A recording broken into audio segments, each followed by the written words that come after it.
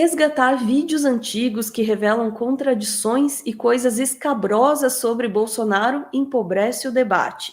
Essa é a visão dominante na mídia hegemônica. Mas será que é possível vencer o bolsonarismo sem jogar o jogo dele?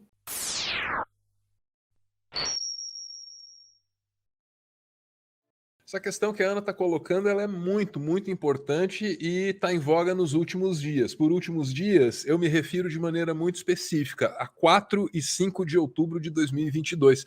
Infelizmente não separei, mas eu li manchetes hoje, Ana, com informações dessas consultorias especializadas em medir o fluxo aí de mensagens no Telegram e tal. E o que você tem ali é a constatação de que nos dias 4 e 5 a pauta foi dominada pela oposição ao Bolsonaro. Primeiro com a história da maçonaria, né? Que a gente viu atingir assim um limite, sabe, Ana? Incrível aí no número de compartilhamentos e tal, todo mundo falando a respeito disso no dia 4. Aí no dia 5 tem um outro vídeo do Bolsonaro dizendo que comeria a carne de um índio morto, mas não fez isso porque a equipe, a comitiva não acompanhou nesta aventura gastronômica, Ana. Então tá aí. São fatos antigos, são vídeos antigos que são resgatados para tentar convencer, sobretudo, o público evangélico de que o Bolsonaro é um perigo, né? E aí fica uma questão ética, moral, um dilema que tem que ser equacionado, né? É necessário livrar o Brasil do bolsonarismo? Acho que aqui todos concordamos que sim. Aqueles que discordam e estão aqui, eu agradeço pela presença deles. Beleza, muito bem. Mas, Ana, para conseguir tirar o bolsonarismo, vai ter que jogar o jogo dos caras, né? E não tem jeito, Ana. Aí o debate vai sofrer, o nível do debate vai lá para baixo. E a gente vai ignorar os problemas verdadeiros que o Brasil tem, Ana. A gente vai deixar de falar da fome, Ana. A gente vai deixar de falar do PPI, o preço de paridade de informação, que joga o preço da gasolina lá em cima. A gente vai deixar de falar, Ana, do Bolsonaro cortando recursos, Ana, de programas de assistência à mulher para beneficiar o orçamento secreto, Ana. Tanta coisa para falar. A gente vai ficar aí debatendo maçonaria e canibalismo, Ana. Então, assim, e aí, como é que fica? Aqui a gente tem uma opinião, vamos ouvir a Ana daqui a pouco, mas a mídia hegemônica tem outra. Eu acho que vale a pena, não para esculachar, mas para saber o que o pessoal está dizendo, colocar aqui o Josias, do UOL. Eu o respeito.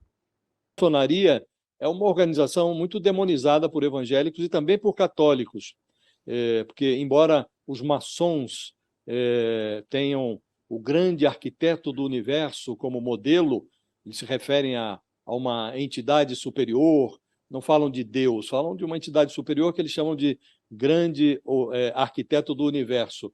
Tá sabendo tudo de maçonaria o Josias, né? Tá informado.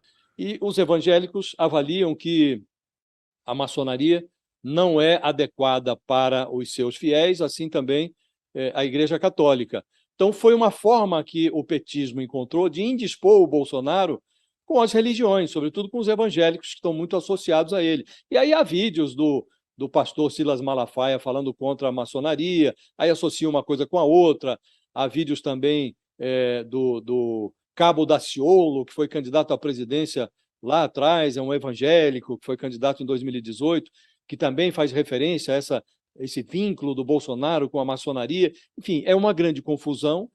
O objetivo é esse, não é esclarecer nada, é jogar na confusão para prejudicar o link, o liame que os candidatos tentam estabelecer com as congregações religiosas. Tudo isso é muito empobrecedor do debate político, sobretudo numa campanha em que as ideias não estão presentes. Então, você ficar discutindo Satanás, Deus, no ambiente de campanha eleitoral, quando os candidatos deveriam estar explicando aos eleitores o que pretendem fazer com o país, é muito empobrecedor, Fabíola, mas chegamos a esse ponto. Como disse no comentário anterior, como se a gente tivesse voltado ao tempo das cavernas. Antes o ser humano ficava magnetizado pelos desenhos nas cavernas, aqueles desenhos rupestres, agora estamos nós hipnotizados pelos memes e pelos vídeos nas paredes das redes sociais. Voltamos ao tempo das cavernas, Fabíola. Bom, dentro do campo democrático, essa prática de combater o bolsonarismo usando de suas armas tem sido chamada de Janonismo cultural, em referência ao André Janones, jovem deputado que estava colocado como candidato à presidência e aí resolveu aderir à candidatura do Lula, ficando responsável por diversas funções na comunicação digital. Está funcionando, né? E o Janones, a gente percebe, ele não entra em campo para jogar bonito, para dar chapéu, para fazer gol de bicicleta. Ele entra em campo para ganhar. E parece que está funcionando para a campanha, a presidência e para ele pessoalmente, Ana. Estão cogitando Janones ministro. Campanha, o deputado federal André Janones é tratado como ministeriável por líderes petistas, né? Destaque na campanha do ex-presidente Lula. Essa informação é do nosso analista de política, Gustavo Uribe. Tá lá no nosso site, se você quiser ler mais detalhes. E olha, o parlamentar, ele tem ajudado a aumentar o engajamento de Lula nas redes sociais e deve capitanear a estratégia para tentar melhorar a imagem do petista junto a evangélicos. O Gustavo Uribe volta aqui com a gente para explicar melhor sobre essa aproximação e falar também se todas as alas do governo estão gostando desses conselhos, dessas dicas e dessa aproximação com o Janones. Uribe. Sempre rola ciumeira, viu, Roberto? E, de novo, tem bastante ciumeira no PT pelo protagonismo que André Janones recebeu nas últimas semanas de campanha. André Janones tem sido chamado de novo Geraldo Alckmin da campanha do ex-presidente Luiz Inácio Lula da Silva. Geraldo Alckmin veio na tentativa de atrair aquele eleitorado mais conservador e moderado e também uma aproximação com o setor do agronegócio. E André Janones vem na toada, tanto das redes sociais, onde o ex-presidente Luiz Inácio Lula da Silva vinha patinando e sofrendo derrotas para Jair Bolsonaro, e agora também no eleitorado evangélico. Ele é evangélico de Minas Gerais. Há inclusive a possibilidade de que ele faça uma espécie de live com o ex-presidente Lula na presença de pastores evangélicos que neguem que Lula queira fechar as igrejas evangélicas ou centros de culto. Bom, isso aí já tem um mês que essa especulação está no ar, que a CNN estava noticiando aí a possibilidade do Janones assumir o ministério num eventual governo Lula, né? Eles fizeram lives para falar de sistemas religiosos, mas sinceramente não lembro de ter visto live reunindo, né, Lula, Janones e grupos de pastores. Lula teve diversos encontros com religiosos e tal, mas não lembro daquilo ali ter se confirmado. De qualquer forma, estão aí as informações, está aí o dilema, quero ouvir você, Ana. Então, veja, eu concordo com o sentimento de tristeza diante do nível da conversa, o nível da campanha política nesse momento. Sim, eu acho que a gente devia estar discutindo questões muito mais importantes, mais relevantes para o país. Sim, eu acho que a gente devia estar discutindo como acabar com a fome. A gente podia estar discutindo o que fazer para melhorar a saúde pública. A gente podia estar discutindo o que fazer com a educação. A gente podia estar discutindo um monte de questões que são muito mais relevantes para a vida de um país. Do que discutir se o Bolsonaro foi ou não num culto maçom. E, inclusive, acho que a gente devia estar discutindo o que foi que o Bolsonaro fez durante a pandemia, todas as vidas que foram perdidas e tudo que o Brasil fez de errado, mas não estamos discutindo isso, porque, sinceramente, ao que parece, não importa. Porque as pessoas não se importam com isso, porque elas são burras, porque elas, enfim... Não, mas não é essa a questão. A questão é muito do apoio ao Bolsonaro, e é o apoio ao Bolsonaro que permite que ele esteja no poder e que ele faça as coisas horrendas que façam e que muita gente perca a vida e viva uma vida de miséria por causa disso. Este apoio ao Bolsonaro que viabiliza com que isso aconteça, viabiliza a tragédia brasileira.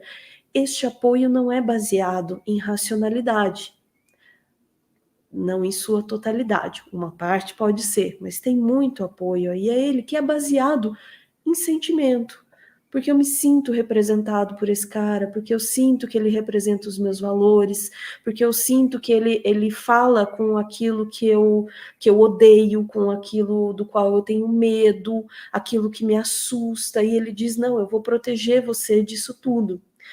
E crença, sensação e algum nível de ilusão, tudo isso meio junto, misturado, não se derrota com racionalidade. Para mim, isso cada vez mais está claro. É preciso falar com as emoções também, tá? Então, isso para mim é um ponto. Tá? É preciso falar com as emoções. Há muito tempo a gente vem apontando para isso, mas fica a dúvida de como apelar para as emoções. Porque só dizer também, vamos lutar com amor e flores e docinhos, não está dando certo. Não está conectando, porque flor, amores e docinhos não estão fazendo a ponte, não estão mostrando para as pessoas que este homem não é flor, amores e docinhos, este homem é morte, é podridão, é mentira, é falsidade. E é isso que precisa ser mostrado. De novo, outro ponto. Se esta é a melhor forma de mostrar para as pessoas, a gente poderia até conversar se isso é efetivo, gostaria muito de saber, mas que alguma coisa é necessária para falar com as pessoas, eu diria que é. E aí o que eu acho, que eu sei, enfim, né, aquela coisa toda.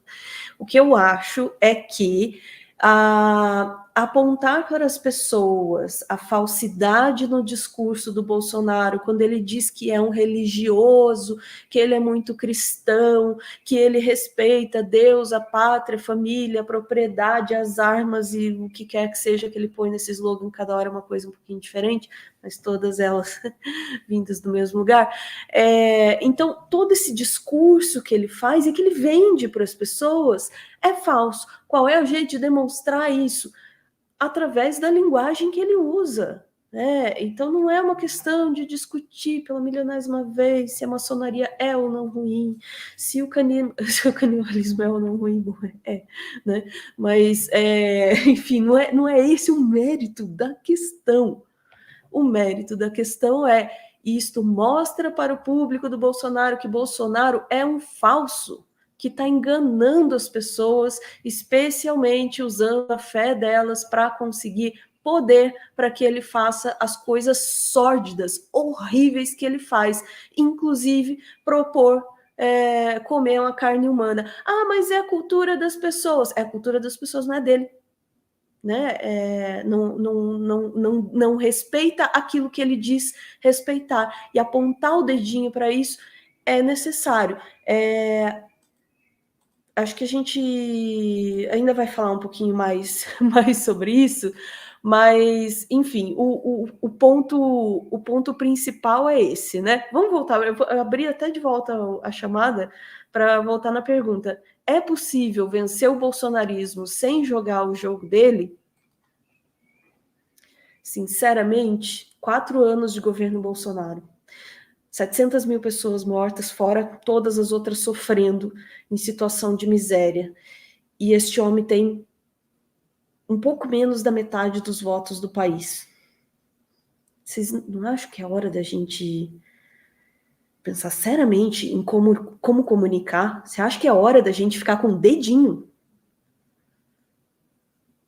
Você não acha que a vida das pessoas que estão em risco, elas valem muito mais, e não estou querendo dizer as pessoas somos todos nós. Você não acha que as vidas, todos nós, inclusive os apoiadores dele, paradoxalmente, você não acha que essas vidas valem a gente enfrentar a sujeira? Não sei.